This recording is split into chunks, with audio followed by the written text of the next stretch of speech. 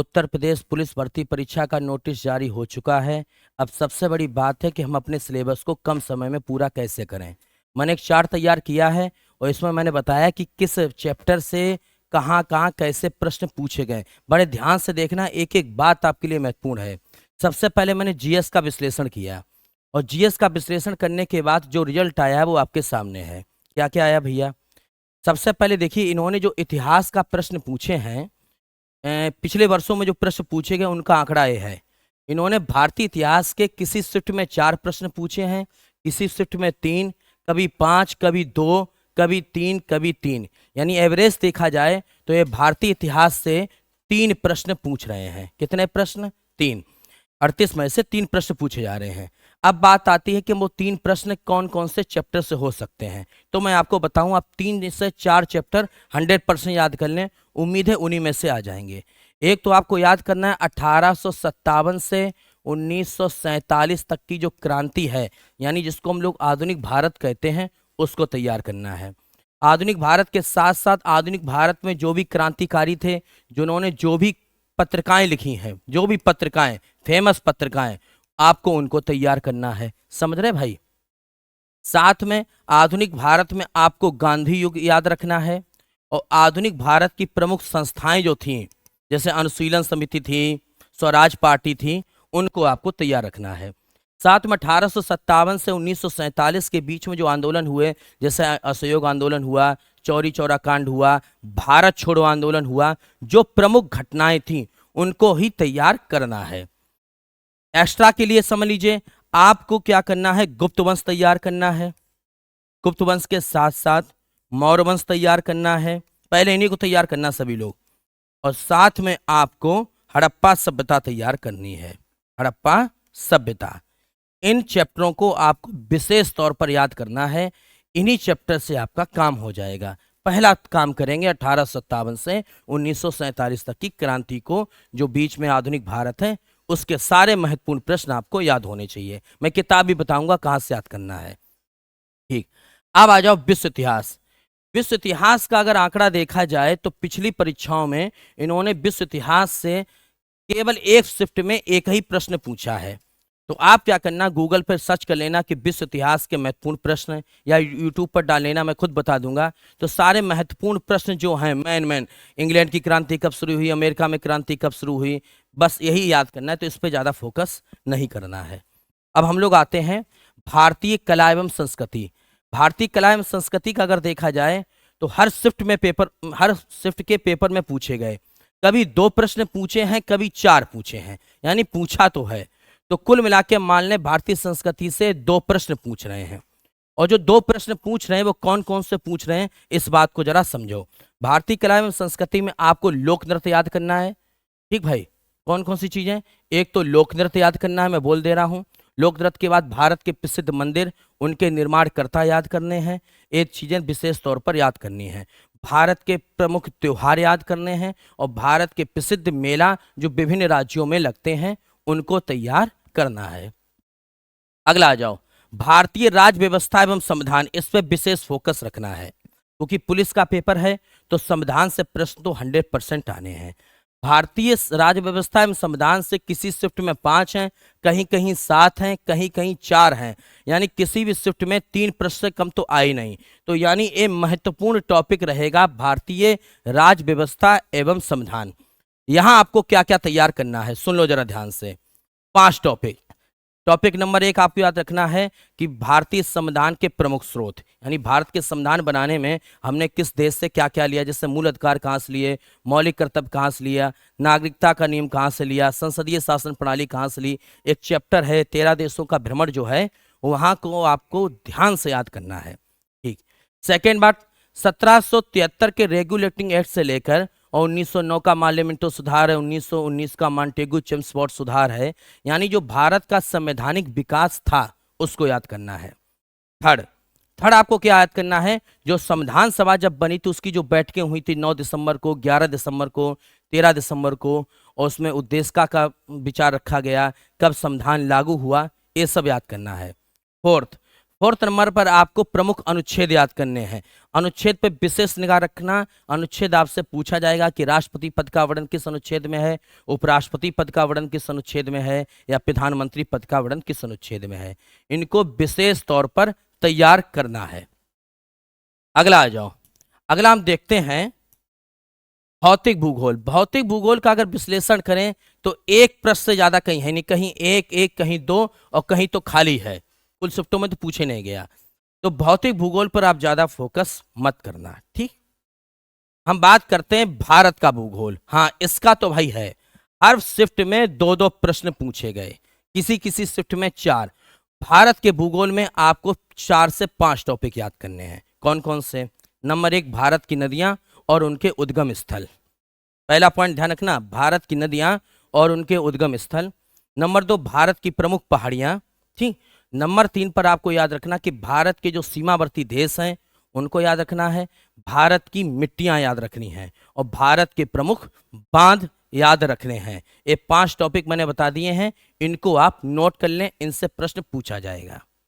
विश्व का भूगोल किसी किसी शिफ्ट में 1, किसी किसी शिफ्ट में 2 हैं और कहीं कहीं 4 हैं। यानी विश्व के भूगोल से एक प्रश्न पूछा जा रहा है। अब विश्व के भूगोल में हमें क्या याद करना है? एक तो नंबर 1 पे महासागर, जितने भी आपके महासागर उनको याद रखना है, और जितने आपके महाद्वीप हैं उनकी पर्वत चोटियां उनको याद रखना है, ठीक भाई। एक तो महासागर, उनकी चोटियां, घास के मैदान और प्रमुख मरुस्थल। फिर मैं फिर बता रहा हूं, जो विश्व का भूगोल है उसमें आपको महासागर याद रखना है।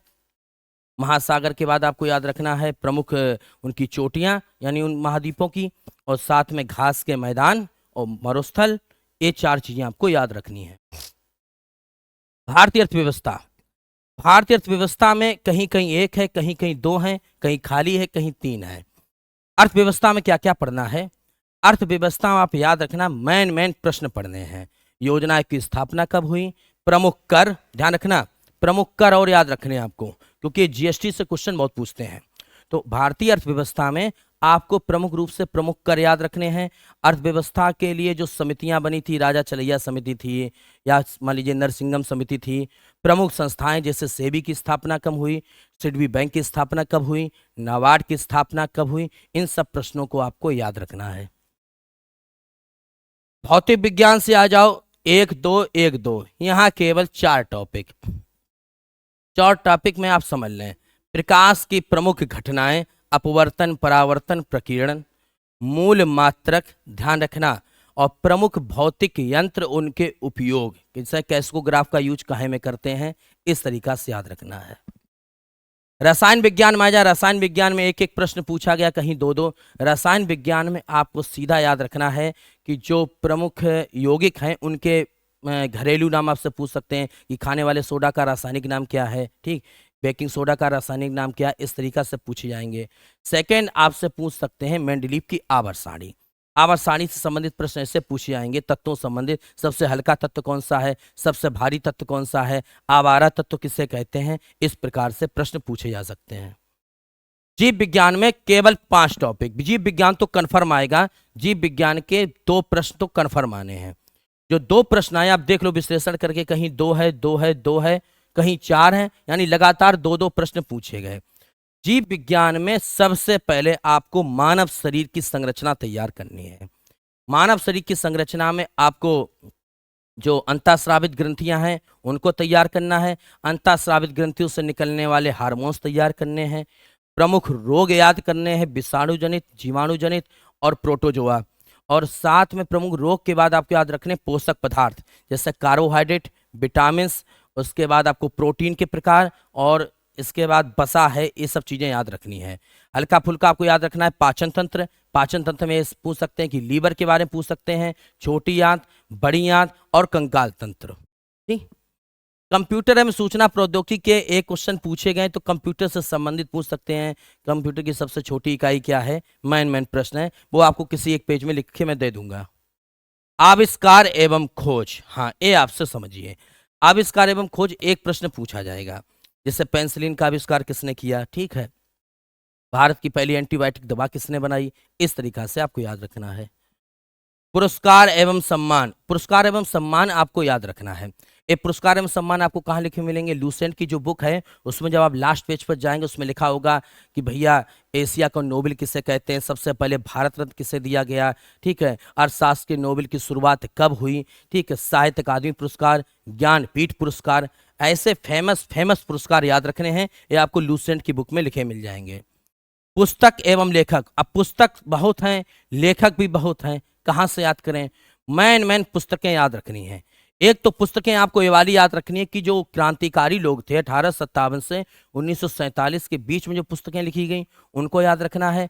और साहित्य में साथ में जो भारतीय साहित्य है उसमें मैन मैन बुक जो बहुत फेमस बुक हैं उनको तैयार करना है। महत्वपूर्ण दिन, वर्ष एवं दिन महत्वपूर्ण दिवस याद रखना है। महत्वपूर्ण दिवस में मत याद रखना कि पर्यावरण दिवस कब हुआ, गांधी जयंती कब है, ये नहीं पूछते हैं। लेटेस्ट वीर बाल दिवस, पराक्रम दिवस, जो लेटेस्ट भारत सरकार ने अभी बनाए हैं या होने वाले हैं उन पे याद रखना। लेटेस्ट का मतलब समझ गए, जो नए नए 2-3 साल में गठित हुए दिवस वो वही ऐसे ही पूछते हैं। वीर बाल दिवस पूछ देते हैं, सुनामी दिवस पूछ देते हैं, महासागर दिवस पूछ देते हैं। जो आपको लगे कि हमने सुने नहीं है उनको फोकस करना है। ये आपको कहाँ मिलेंगे? एएसपीडी की एक बुक आती है करंट अफेयर की, ये आपको वहां पर लिखे हुए मिल जाएंगे। 100% संयुक्त राष्ट्र संगठन और अंतर्राष्ट्रीय संगठन तो पूछा ही जाएगा। एक आपसे राष्ट्रीय संगठन का मुख्यालय, एक आपसे अंतर्राष्ट्रीय संगठन का मुख्यालय, 100% पूछा जाएगा क्योंकि हर शिफ्ट में आया है। राष्ट्रीय संगठन के मुख्यालय और अंतर्राष्ट्रीय संगठन के मुख्यालय आपके लूसेंट के अंतिम पेज पर लिखे हैं, वहां से आप नोट कर लेना। खेल, खेल के बारे में आपसे पूछा जाएगा कि कौन सा पुरस्कार किस खेल से संबंधित है, यानी ट्रॉफियां पूछी जाएंगी और फलाना व्यक्ति किस खेल से संबंधित है। ये भी आपको कहाँ मिलेगा? लूसेंट के अंतिम पेज पर। राष्ट्रीय अंतर्राष्ट्रीय घटनाक्रम का मतलब ये हुआ कि आपसे करंट अफेयर की बात है, यहां जरा फोकस करना। करंट अफेयर में अगर जोड़ा जाए राष्ट्रीय अंतर्राष्ट्रीय तो 6 प्रश्न हैं, किसी शिफ्ट में 6, किसी शिफ्ट में 4, फिर 4, फिर 5, फिर 5, तो एवरेज मान के चलिए 5 प्रश्न पूछ रहे हैं। अब 5 प्रश्न में आपको राज्य की करंट अफेयर याद नहीं करनी है क्योंकि उसमें साफ साफ लिखा है राष्ट्रीय एवं अंतर्राष्ट्रीय घटनाक्रम है। पिछली बार भी जो पेपर हुआ है तो उन्होंने उत्तर प्रदेश की करंट अफेयर नहीं पूछी थी। हाँ, उत्तर प्रदेश में कोई ऐसी घटना हुई हो जो भारत में प्रथम कोई चीज स्थापित हुई हो, जैसे भारत का प्रथम गिद्ध संरक्षण केंद्र तो भाई यूपी में लगा, वो तो प्रश्न बन सकता है।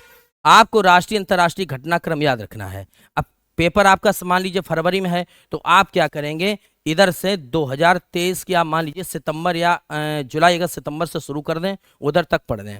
अंतर्राष्ट्रीय और राष्ट्रीय घटनाक्रम में क्या करेंगे, भारत ने किस देश के लिए साथ कौन सा समझौता किया, इस बात को विशेष फोकस रखना।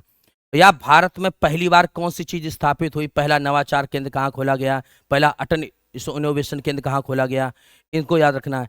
प्रमुख चर्चित घटनाएं याद रखनी है, प्रमुख चर्चित पुरस्कार याद रखने हैं, इन चीजों पर फोकस रखना।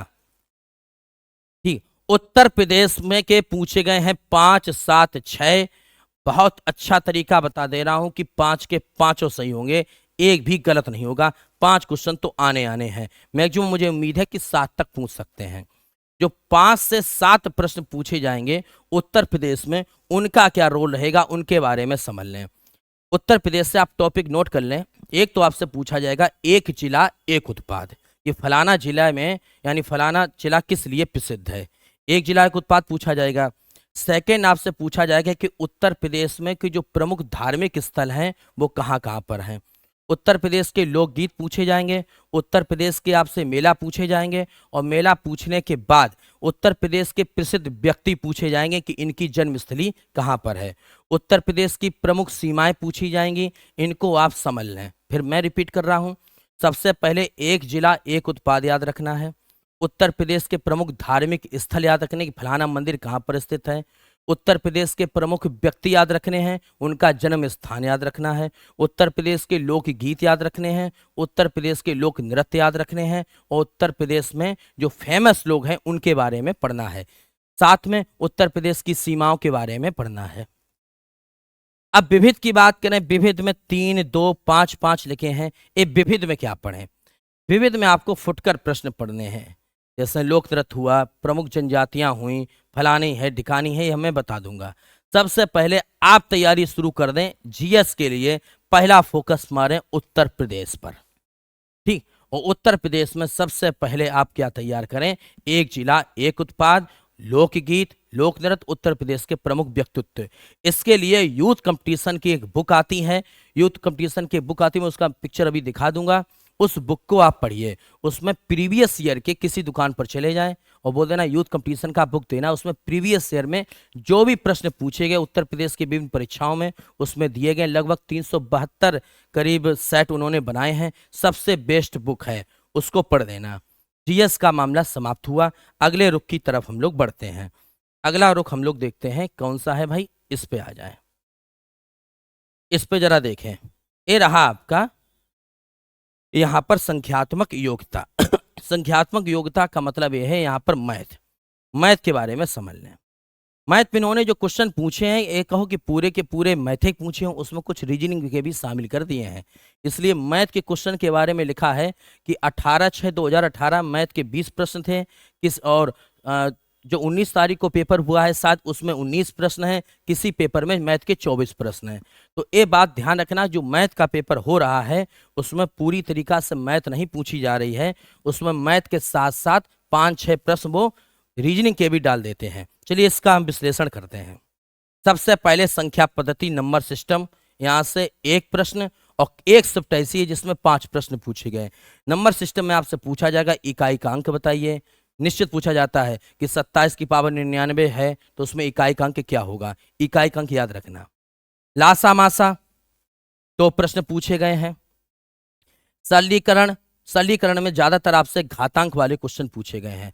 सरलीकरण घातांक एवं करणी से इन्होंने 2 प्रश्न पूछे हैं, वो ज्यादातर घातांक वाले प्रश्न पूछते हैं। ये कहाँ मिलेंगे मैं बता दूंगा अभी। औसत से 1 प्रश्न, अनुपात एवं समानुपात से लगभग 2 प्रश्न, परसेंटेज से 2 प्रश्न, लाभ हानि से 2 प्रश्न और छूट से 1 प्रश्न। कहने का तात्पर्य है कि ये परसेंटेज वाले चैप्टर से लगभग 4 प्रश्न पूछ रहे हैं। लाभ हानि बट्टा वाला चैप्टर तैयार करना शुरू कर दो नंबर 1 पर, जहां ज्यादा उस पर पहले फोकस। ब्याज की बात करें तो ब्याज वाले चैप्टर से 2 प्रश्न पूछे जा रहे हैं, रटना शुरू कर दो, सवाल लगाना शुरू कर दो। ठीक, समय एवं कार्य से 2 प्रश्न पूछे, इस चैप्टर को पढ़ लो। ठीक, समय एवं पाइप के द्वारा ही आपका ये पाइप, समय और कार्य के द्वारा ही ये वाला चैप्टर आपका पूरा हो जाएगा, पाइप और हौज। तो पाइप और हौज वाले से उन्होंने किसी भी शिफ्ट में कोई क्वेश्चन नहीं पूछा है। इसका मतलब टाइम एंड वर्क वाला चैप्टर आपको तैयार करना है। परसेंटेज वाला नंबर 1 पर, नंबर 2 पर आपको याद करना है चक्रवृद्धि ब्याज वाला तैयार करना है, नंबर 3 पर टाइम एंड वर्क वाला।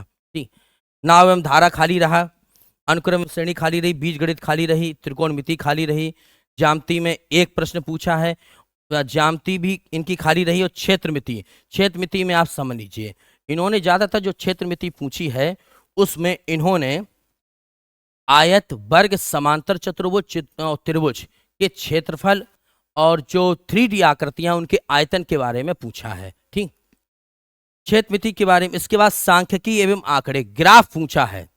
ग्राफ एक ऐसा गणित का सवाल होता है जिसमें अगर एक ग्राफ होता है 3-4 प्रश्न पूछ देते हैं। तो ग्राफ तो आपको मालूम होगा पेट के एग्जाम में भी पूछे गए हैं। आप पेट के एग्जाम में जो ग्राफ आए हैं या इससे उत्तर प्रदेश की परीक्षाओं में जो पहले ग्राफ पूछे गए हैं, केवल आप उन्हीं को पढ़ लेना। संख्याएं बदलेंगी, सवाल नहीं बदलेगा, ये गारंटी है मेरी। और विविध में आपके 3 प्रश्न हैं, तो इनको ज्यादा डिटेल से नहीं समझना। तो कुल मिला के सबसे पहले आपको परसेंटेज वाला चैप्टर तैयार करना है, ब्याज वाला, टाइम एंड वर्क, और साथ में आपको एक कौन सा आपका जो ग्राफ वाला चैप्टर है इसको आपको ध्यान से पढ़ना है। हटा दें भाई, अगला आ जाओ। अगले पर आते हैं, ये रहा हमारा रीजनिंग वाला। इसका बहुत ध्यान समझ लें। रीजनिंग ऐसी वैसी नहीं पूछते, रीजनिंग बहुत टेढ़ी मेढ़ी पूछते हैं वो। रीजनिंग वाले पर अगर फोकस किया जाए, थोड़ा निक जूम कर लें तब आपको दिखेगा। यहाँ जरा देखो आप, चलो भाई रीजनिंग वाले पर आ जाओ। रीजनिंग वाले को अगर विश्लेषण किया जाए तो सादृश्यता वाले चैप्टर से, सादृश्यता वाले चैप्टर से इन्होंने प्रश्न पूछे हैं 12, 10, 10, 12। सादृश्यता, सादृश्यता वाले चैप्टर में क्या होता है, वो कागज की कटिंग वाले क्वेश्चन पूछे जाते हैं जो नवोदय वगैरह में पूछे गए हैं। या उत्तर प्रदेश की आप देखना प्रीवियस ईयर में जो रीजनिंग के क्वेश्चन पूछे गए हैं, चाहे वीडियो के एग्जाम में, चाहे किसी भी एग्जाम में, उसमें जो सादृश्यता के प्रश्न पूछे गए हैं, आप उन्हीं का रिवीजन करना। ये प्रश्न आपको जल्दी ढूंढने मिलेंगे नहीं। जी, मैं तरीका बता रहा हूँ। उत्तर प्रदेश की प्रीवियस ईयर में जो क्वेश्चन रीजनिंग के पूछे गए सादृश्यता के, उनको याद रखना। ये बड़ा चैप्टर है, सीधा सीधा 10 से 12 नंबर दे जाएगा। जरा सा दिमाग लगा लिया तो पूरे 10 नंबर मिल जाएंगे। दूसरा, श्रृंखला सीरीज, 2 के बाद 4 आया, 4 के बाद 6 आया, 6 के बाद 8 आया। इनकी संख्या भी बड़ी मात्रा में, इनके प्रश्न हैं लगभग 10 और 10 ए हो गए, तो 20 प्रश्न तो यार सीधा सीधा यहीं पर हमको फोकस कर रहा है। एक तो सादस्ता वाला, एक सीरीज वाला। दोनों प्रश्न आप क्या करना, यूथ कंपटीशन की बुक लेना, और उसमें लेना कौन सी, यूपी SSC में विगत वर्षों में पूछे गए प्रश्न की जो रीजनिंग की बुक आती है उसको पढ़ लेना, कन्फर्म काम है।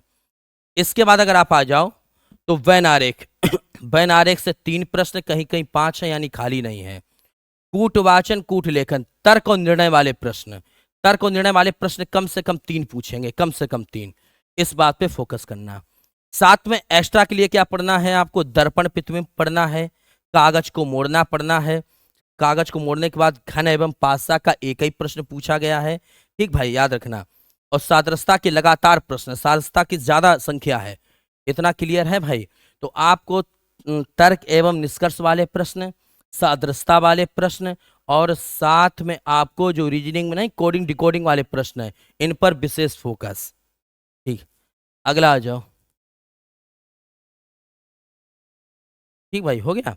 इसके बाद हिंदी में, हिंदी का तो मैं तरीका बता दे रहा हूँ, बुक का नाम भी बता दूंगा। हिंदी का तरीका समझ लें, बुक का नाम समझ लें। सबसे पहले जूम कर लें थोड़ा। अब आओ, देखो भैया, हिंदी में इन्होंने 37 प्रश्न पूछे हैं। यही एक ऐसा विषय है जिसमें आप 37 में से 35 ला सकते हो। कैसे ला सकते हो?